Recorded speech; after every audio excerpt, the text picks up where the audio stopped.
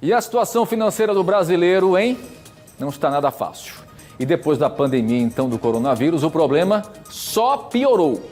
E quando falamos em conta de energia, os gastos fixos, eles aumentaram por demais. Olha, vou te contar, é uma verdadeira fortuna. Para ajudar você a saber, por exemplo, economizar com os mínimos detalhes exatamente sobre o uso dos eletrodomésticos, nós fomos até uma residência para saber como estão sendo usados os equipamentos e aproveitamos para ouvir a Equatorial. Quem vai contar todos os detalhes a partir de agora é Neto Mota. A pandemia do novo coronavírus obrigou todo mundo a ficar dentro de casa. Chegar na sala, ligar a televisão quase que virou uma rotina universal. E além de todas as pressões psicológicas, ainda vem a inflação, o aumento dos alimentos e o aumento também da conta de energia. Imagina só para quem tem uma família e vive com 6 adultos e 2 crianças, como o seu Everaldo Otávio. Seu Everaldo, a casa do senhor tem quantas televisões e quais são os hábitos em relação à energia que vocês têm adotado? A conta de energia aumentou na pandemia? Bem, na verdade, aqui nós temos 3 televisores, tá?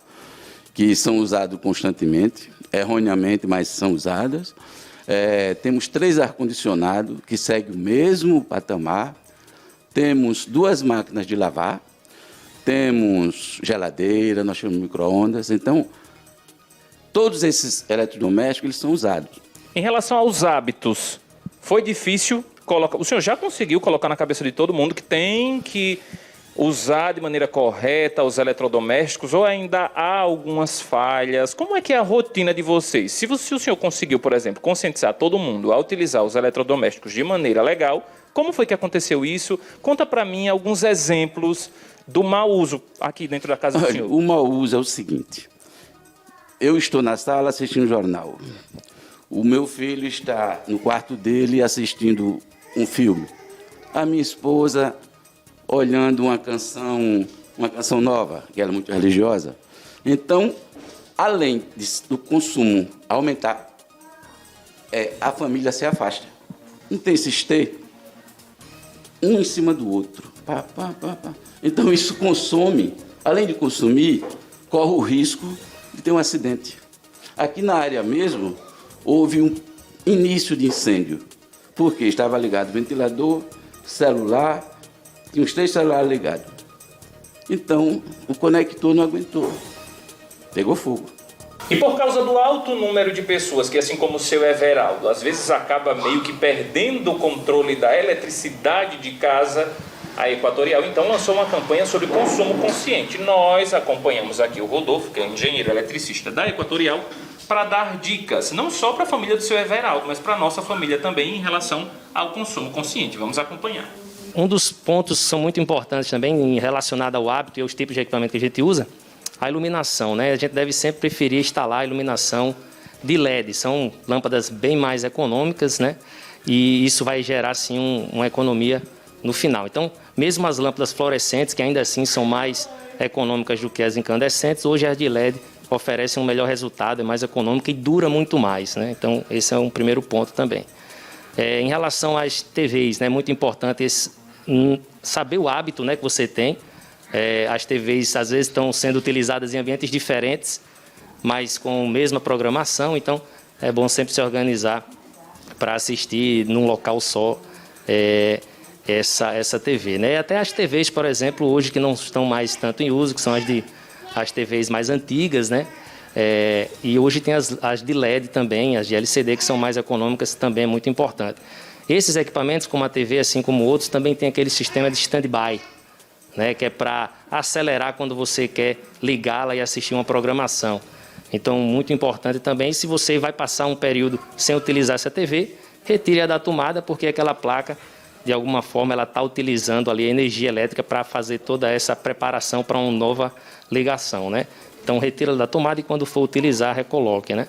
Outros equipamentos também que consomem muito, a exemplo da geladeira, observar se ela tem alguma falha na vedação, que pode fazer com que ela consuma mais para poder gerar aquele frio, né, interno.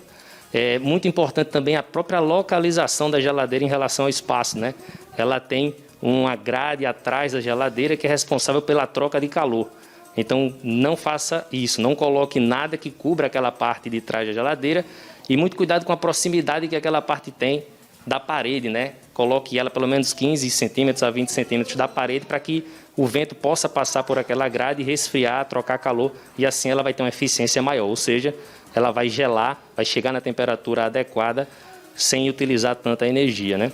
A exemplo da geladeira, o ferro de passar, então é muito importante você juntar o máximo de roupas possível que você vai passar a roupa, ao invés de utilizar várias vezes, porque alcançar aquela temperatura ideal para passar a roupa é o momento em que o ferro mais vai gastar. Então, se você chega nessa temperatura e consegue utilizar para mais roupas, você vai estar, de certa forma, economizando, né?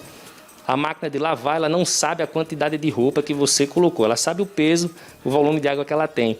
Então, evite estar utilizando a máquina de lavar com poucas roupas, né? Junte sempre uma quantidade de roupa suficiente para a capacidade da sua máquina e utilize menos vezes, né? O seu Everaldo citou nesta reportagem um caso de sobrecarga de tomada. A gente, inclusive, está em frente à tomada que ainda tem algumas marcas das faíscas. Rodolfo, um risco muito grande, né? E que outras pessoas podem estar cometendo esses erros em casa. Sim, é um risco grande, né? Não só para a própria economia também, que a revisão dos circuitos da sua casa pode trazer para a economia, mas o mais importante, claro, a segurança das pessoas que estão utilizando esses equipamentos naquela casa, né? Então é muito importante você já observar se a casa está ampliando, você está instalando novos equipamentos. Muito importante você revisitar as instalações internas para você verificar se ela tem a capacidade para suprir aquelas novas cargas, né? Então, ar-condicionado que não tinha antes, uma nova TV que não tinha antes, né? E também muito preocupado, a gente fica com as instalações pontuais. Tem uma parede com uma tomada só, mas você vai ligar mais de um equipamento e acaba utilizando o uso dos T's, né? Os benjamins, que aí é inadequado para o uso em longos períodos, né? Não é uma instalação segura. Então, se você já está utilizando aquele T há muito tempo, é um uso diário, está no momento de você fazer a revisão da sua instalação e adicionar tomadas adequadas àquele local. Assim você vai garantir a segurança de todos que está na sua casa e evitar qualquer tipo de acidente, sobrecarga na rede que causa o curto-circuito, né? Rodolfo, muito obrigado pelas dicas de hoje. E o seu Everaldo nos contou que a média do pagamento do talão de energia da casa dele varia entre 900, às vezes R$500, com muita economia, um preço bem alto. Só lembrando que no portal TNH1 você tem acesso não só às reportagens sobre o aumento da conta de energia, mas também a essas dicas dadas aqui nessa matéria pela Equatorial. Aqui do bairro do Farol, Neto Mota.